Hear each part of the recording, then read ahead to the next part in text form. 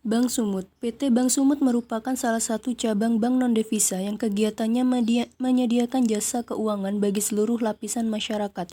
Jasa keuangan yang diberikan dibagi atas 3 kelompok. Kelompok pertama adalah kegiatan penghimpunan dana atau funding dari masyarakat. Maksudnya ialah dalam hal ini bank sebagai tempat penyimpanan uang atau berinvestasi bagi masyarakat dengan cara bank menawarkan produk simpanan atau rekening seperti rekening giro, tabungan, dan rekening deposito. Kelompok kedua adalah kegiatan menyalurkan dana atau lending, yaitu bank memberikan pinjaman atau kredit kepada masyarakat yang mengajukan permohonan. Dengan kata lain, bank menyediakan dana berupa jaminan atau kredit bagi masyarakat yang membutuhkannya.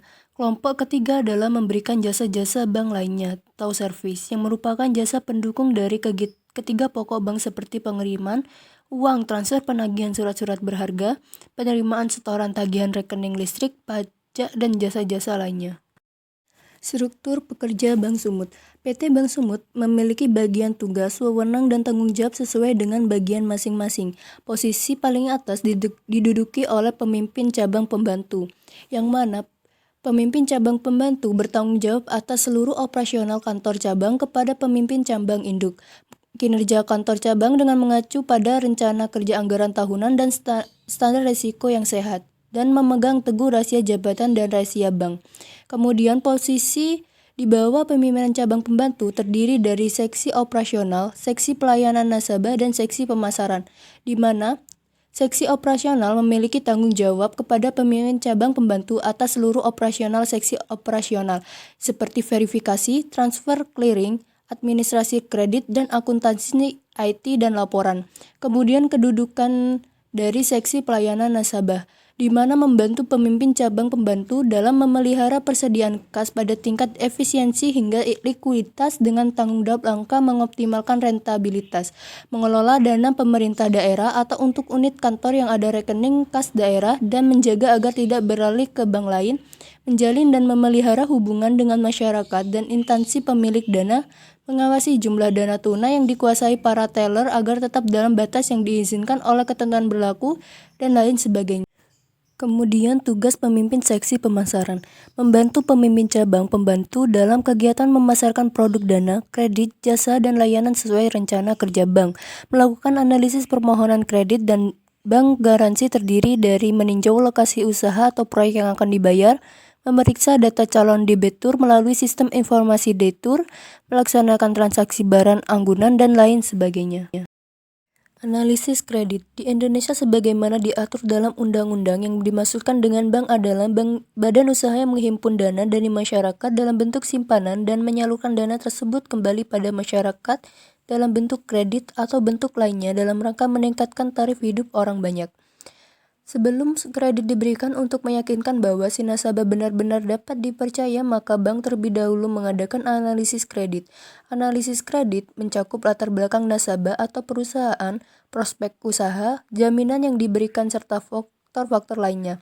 Tujuan analisis ini adalah agar bank yakin bahwa kredit yang diberikan benar-benar aman. Pemberian kredit tanpa analisis terlebih dahulu akan sangat membahayakan bank nasabah dalam hal ini dengan mudah memberikan data-data fiktif sehingga kredit tersebut sebenarnya tidak layak untuk diberikan. Akibatnya, jika salah dalam menganalisis, maka kredit yang disalurkan akan sulit untuk ditagih alias macet.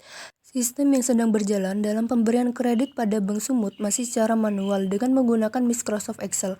Selain itu, membutuhkan waktu yang tidak sedikit dalam mengambil keputusan untuk memecahkan masalah dan menjadi alasan mengapa pembangunan sistem yang baru perlu dilakukan.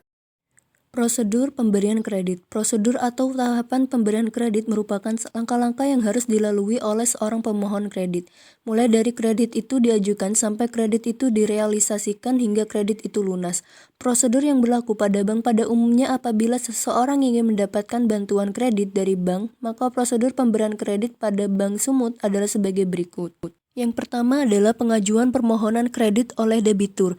Bank meminta kelengkapan berkas-berkas yang diperlukan bank agar dapat diproses. Pada proses ini, pihak perbankan meneliti kelengkapan berkas.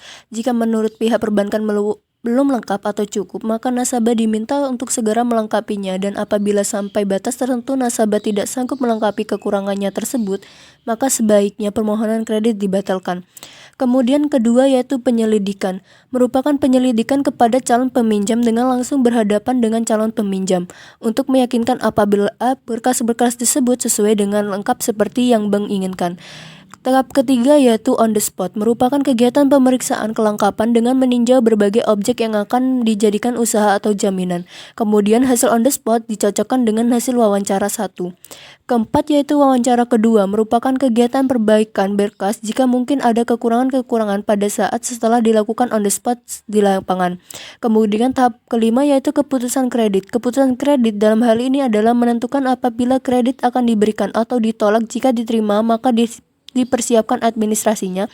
Biasanya keputusan kredit yang akan mencakup jumlah uang yang diterima, jangka waktu kredit, dan biaya-biaya yang harus dibayar. Kemudian tahap keenam yaitu penandatanganan akad kredit atau perjanjian lainnya. Kegiatan ini merupakan kelanjutan dari putuskannya kredit. Maka sebelum kredit dicairkan, maka terlebih dahulu calon nasabah menandatangani akad kredit. Menandatangani akad kredit, mengingat jaminan dengan hipotek dan surat perjanjian atau penandatanganan dilaksanakan antara bank dengan debitur secara langsung dan dengan melalui notaris. Tahap ketujuh yaitu realisasi kredit. Realisasi kredit diberikan setelah penandatangani surat-surat yang diperlukan dengan membuka rekening giro atau tabungan di bank yang bersangkutan. Kemudian tahap terakhir yang kedelapan yaitu penyaluran atau penarikan dana. Adalah pencairan atau pengambilan uang dari rekening sebagai realisasi dari pemberian kredit dan dapat diambil sesuai ketentuan dan tujuan kredit, yaitu bisa diambil secara sekaligus atau secara bertahap. Maka prosedur pemberian kredit yang dilakukan oleh Bank Sumut sudah sesuai dengan prosedur yang dilakukan pada bank pada umumnya. Pengambilan keputusan pada kasus pemberian kredit Bank Sumut, keputusan termasuk ke dalam keputusan semi terstruktur, di mana keputusan yang mempunyai sifat yakni sebagai keputusan dapat ditangani oleh komputer dan yang lain tetap harus dilakukan oleh pengambil keputusan. Informasi yang dibutuhkan volus, spesifik, interaktif, internal, real-time, dan terjadwal. Metode yang digunakan dalam pembuatan sistem pendukung keputusan Bank Sumut adalah metode AHP dan TOPSIS. Kedua metode ini merupakan metode yang sering digunakan untuk menyelesaikan beberapa masalah berupa perangkaian. Kedua metode ini dipilih karena sistem komputasinya sederhana dan mudah dimengerti, sehingga sistem ini dapat dijadikan bahan pertimbangan dalam menentukan berapa hasil kredit yang akan diberikan. Berikut merupakan penjelasan dari kedua metode. Yang pertama adalah metode HHP, Analisis Hierarki Proses atau HHP, adalah sebuah metode pengambilan keputusan dengan melakukan perbandingan berpasangan antara kriteria pilihan dan jumlah perbandingan berpasangan antara pilihan yang ada.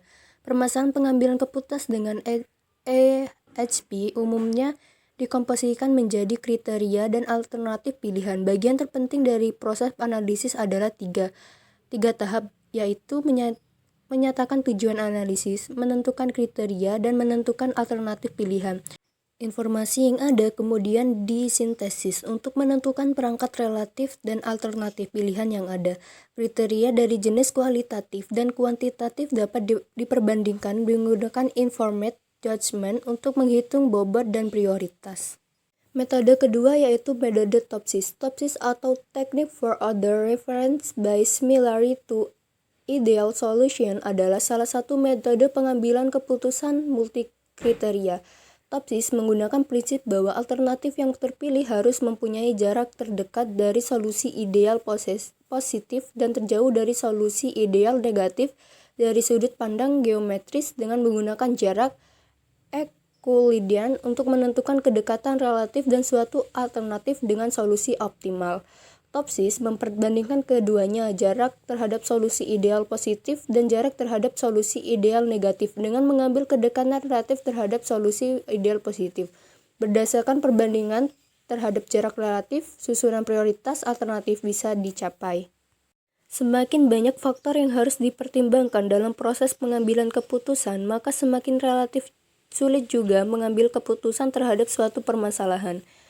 Apabila jika upaya pengambilan keputusan dari suatu permasalahan tertentu selain mempertimbangkan berbagai faktor atau kriteria yang beragam, juga melibatkan beberapa orang pengambil keputusan. Dari semua yang telah saya paparkan, maka dapat kita simpulkan dengan diterapkannya sistem informasi pengambilan keputusan ini, kita mendapatkan konsep terstruktur serta mendesain tentang pengolahan data serta prosedur-prosedur sistem, termasuk di dalamnya mendapatkan cara penerapan sistem informasi manajemen dan mengolah data yang berdampak terhadap optimalnya pelayanan Bank Sumut. Sekian pemaparan dari saya. Wassalamualaikum warahmatullahi wabarakatuh.